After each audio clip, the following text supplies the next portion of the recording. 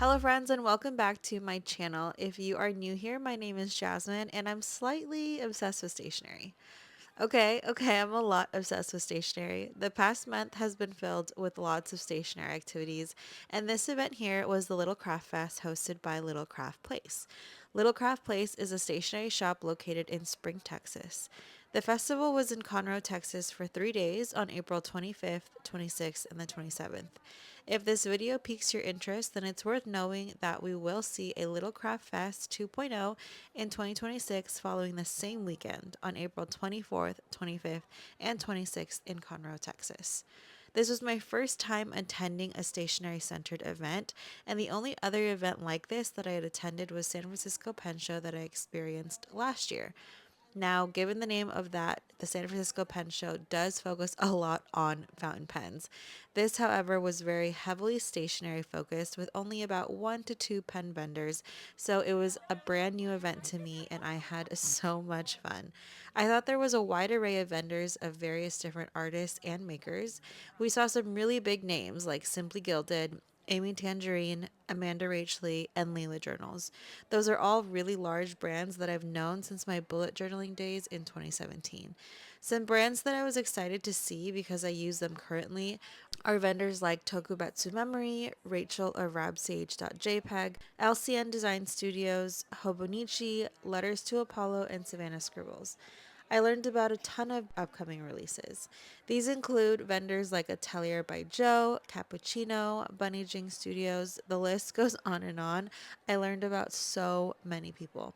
What really took me by surprise during this event were the amount of accessories like shaker keychains, acrylic keychains, hair claw clips, and of course the classic tote bag. There really was something for everyone. Before I go into my thoughts about the event and the venue, I do want to reiterate that this was my first stationary event that I attended.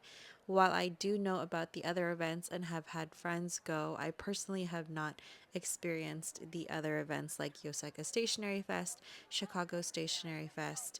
And so I think it's really important to be able to take a lot of different factors when it goes into talking and reviewing about these events.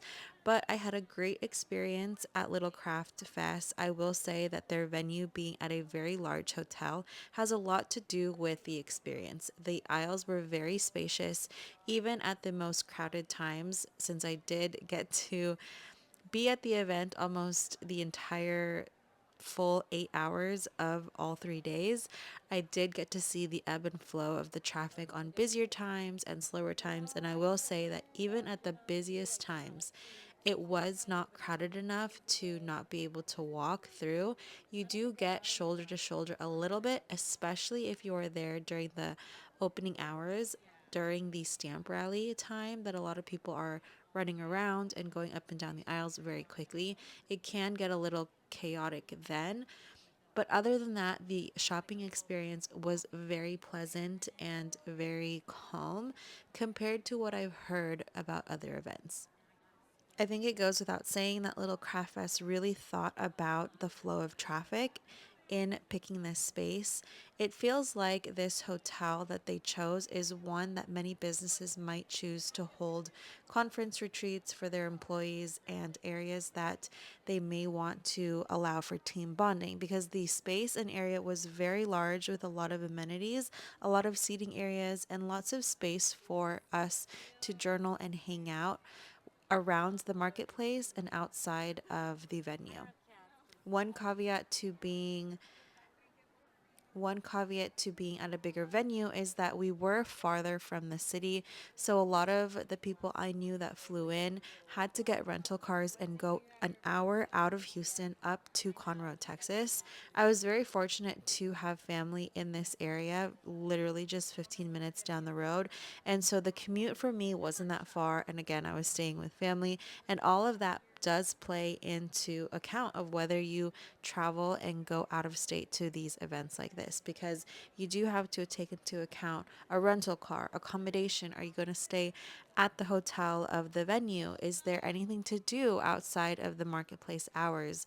Do you plan to do any meetups with friends in the stationery community? A lot of that does play into the overall experience and what you do around the event and in their surrounding area. In the remaining video, I have a journal with me that I did during Rachel's workshop.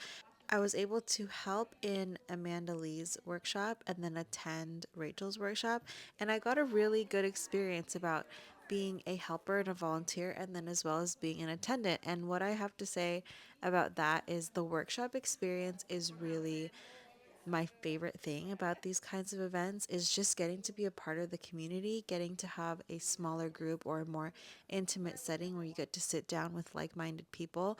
So I highly, highly suggest saving some of that budget for the festival or for the event to attend some of these workshops.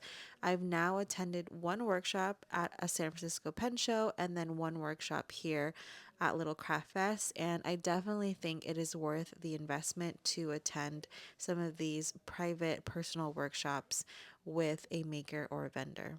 I will definitely be fitting Little Craft Fest 2.0 into my plans for 2026, and I hope to see you there. I hope you enjoy the rest of this video and this little journal with me that I did during Rachel's workshop. Thank you so much for watching, and I will see you in the next video.